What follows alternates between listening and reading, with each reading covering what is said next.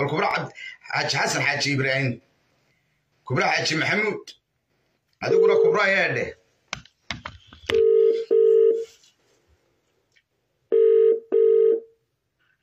كبرى البنغال السلام عليكم. عليكم السلام من محد ورا الله يساك أديك يا قديو ما أديك مش وكيلك وكآلتي وضح فريضة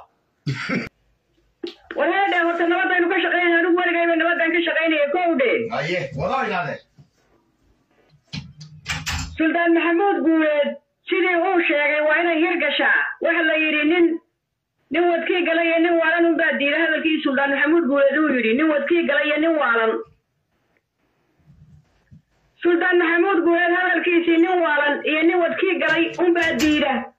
نبضي وكل واقعي يسيد وارن كوشيء ويان لقد دبوا أوران مايو dadkan kale meelaha ka hadlaya belada doonaya ama xagga reer rabtiga ha noqoto ama xagga reer tolka ha noqoto waxoodu quwad ma laha waxay dagaal nimaan aqoonin un baa doono oo bela doona annagu dagaal baanu naqaana aniga iga ku raaba dagaal badan soo galay kii waqooyi kii xamar mid kastaba dagaal khasaare waxaan ahayn laga qaadi maayo maanta nabadda waa in la qaataa waxa weeye waxa arinta lagu gudbaya in habar jariya dhulbaanta islaayaan 25 wixii ka dhacay gooja cadeeya maraaga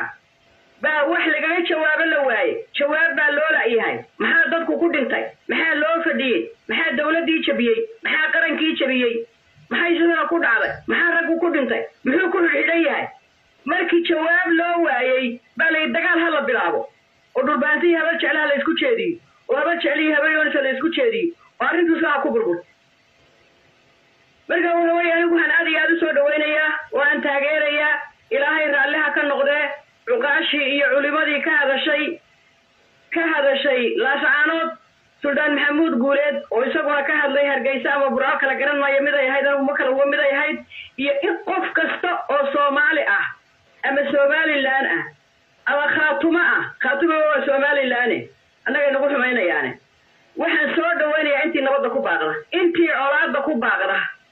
colaadda ku baaqdana waa ambaaraynayna nigii loo oran jiray wiilwal ayaa inankii wadeerka wahay maxamed buxuhaadku yuu ku dhacayaa haadka irka maraya hadba keenayaga buuri hadba reerka soo duula ama xagga ha u duulo ama xaggan ha u soo duulo anigu waan habaaro waxaan reerkii duula ee xagga u duula dhulbaanta haddii shaaqiyo dowladdu u duulaan allaha jawiyayaan mid ka soo noqonin hadday nagu soo duulaan eeraan huwanta lagu magacaabay inay rabtiga ahayna hadday duulimaad soo qaadaan oo iyagu intay soo duulaan array saaq soo galaana iyagana allaha jawiyayaan mid ka noqonin anigu waxay ugu habaariya duco reerka nabadda qaata ee maanta nabadda qaata ee dadkooda xakameeyana ilaahay waxaan uga baryana ilaahay wixii dhacay inuu ka cawilo nabadda ha la adkeeyo nabaddaa laga shaqaynayaa dadkan balaayada ka sheekaynaya ee suldaanka ambaaraynaya ee waa laynagu soo duulay oo burca loo soo socda waxaas waa been dhulbaanta hadduu soo duulay maalintii la yaacayay ayuu soo gudbi lahaa dhulbaanta xakamuu leeyahay xakame buqdharkayn baa iminka laga hadlayaa buqdharkayn bay gubeen buqdharkayn waa ka xunnahay wixii ka dhacay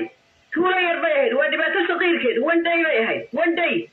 nimanka aan ku dhiiglayaal oo niman jalaasiyada soo diray baa soo galay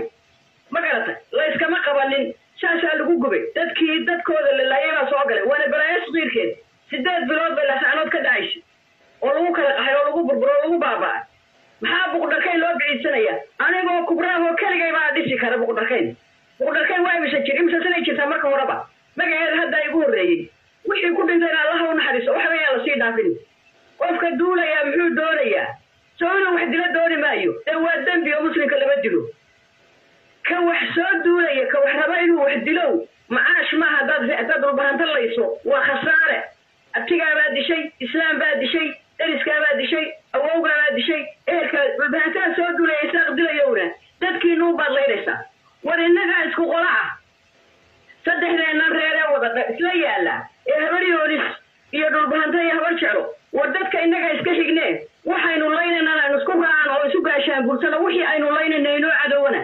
aynu isu raacno aynu heshiinana heshiiskaanu diyaaru nahay qarashkaan wax ka bixinaya nabada intaan imanaya jirtaa waxaan kale propaganda weeyaan saddexdaa reer waa isku cadow yaan la isku dirin waxaan anigu doonayaa marka dhulbahanta meel u duulayo inuu habar yoonis iyo habar jeclo oo garab ka dhigto annaga habar jeclo haddaan duulano dhulbahantay habar yoonis garab ka dhigano yaan la iska sookiin hor jeedinin dadka Somaliland degan ee waxgaradka ah ee culimo leh ee waxgarad leh haddii dagaal la doonayo Muuse Bixi ha lagu jeesto ha la rido Muuse Bixi ha la rido muddadaas uu ku joogaa dadka wuu rogay waa dambiile waa gacan ku dhiigle iyo Saleebaan Gaal iyo ina kaahin iyo inta la socota waa gacan ku dhiiglayaal Suldaan Maxamuud Gula sitiga burco reerka qudhe habar jeclo ka dagaanka waa Ahmed Faarax sitiga burco iyo dagaanka burco reerka ka reer daahir hawd buu ka yimi hawdkiisa qabto reer daahir hadduu hadlayo ina kaahin uu dagaal gelinayo hawd buu leeyahay uu soo dhaafin wadankan hawd yuu ka soo gudbin haya iyo yucboole ha difaacdo haya iyo yucboole iyo gowla laale iyo balidhiig ha difaacdo ninka ka hadli kara gudaha habar jeclo nabadiisa waxa ka hadli kara Suldaan Cabdillaahi Suldaan Ali Sulaadiinta waxa ka hadli kara Maxamuud Xaaji Xuseen Nuur Ali oo Ciise Ibraana oo burcad degaankeeda waxa ka hadli kara Suldaan Maxamuud Guuleed sababta Sulaadiinta waa ixtiraamaya anigu laakiin shaqo kuma laha